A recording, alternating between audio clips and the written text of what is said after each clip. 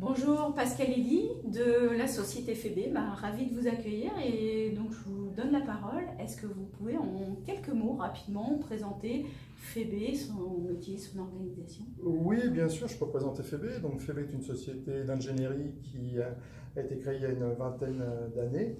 Elle a beaucoup évolué, c'était un bureau d'études auparavant.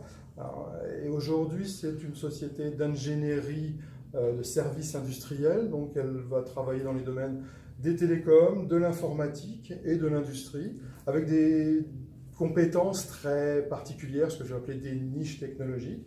Donc dans le domaine des télécoms, on ne couvre évidemment pas tout le domaine des télécoms, mais on s'adresse principalement, par exemple, dans un travail qui est celui de la, on va dire de la mise en place de réseaux fibre optique large bande pour des opérateurs.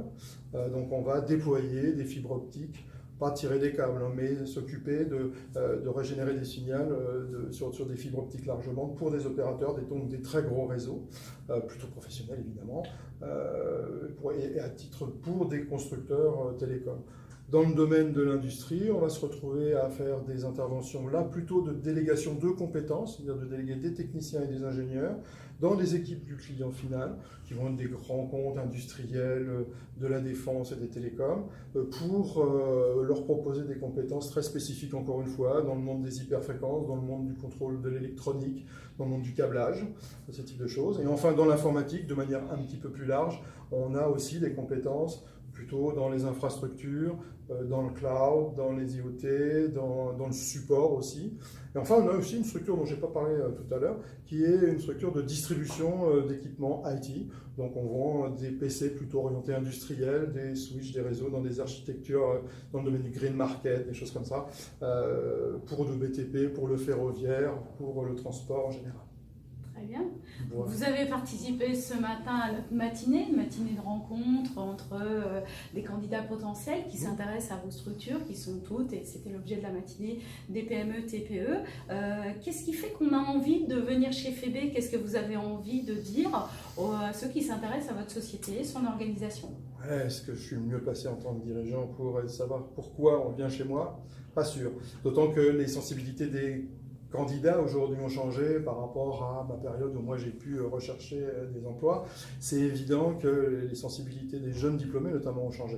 Maintenant, pourquoi on vient chez FEB? Deux raisons. Là, pour trouver de la technicité, c'est-à-dire comme on est dans des niches technologiques, effectivement, si on veut faire de l'hyperfréquence, du câblage électronique, du test électronique militaire, si on veut faire travailler dans la fibre optique, on va avoir ce type de besoin. Donc, le marché est beaucoup plus restreint, on n'est pas sur des très très grosses volumétries comme on pourrait être dans l'informatique ou autre.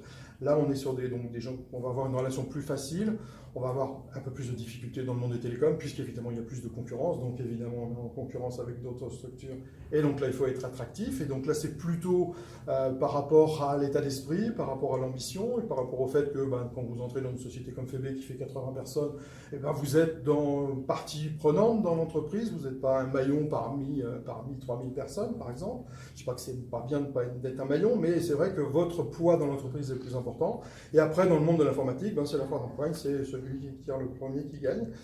Donc là on a plusieurs niveaux d'intérêt, la société étant indépendante. Après il y a un état d'esprit qui se fait, la société est indépendante, elle n'est donc pas dépendante de structures financières, donc elle a ses propres besoins, ça pourrait poser d'autres problèmes de financement, de croissance. Voilà, on est obligé de tout gérer dans notre croissance, dans notre ambition et dans notre stratégie de développement, qui n'est pas d'être 5000 personnes dans 3 ans, évidemment, mais de pouvoir croître et de pouvoir prendre plus de parts de marché dans les niches technologiques dans lesquelles on se positionne.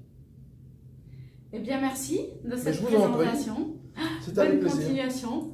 Au revoir. Au revoir.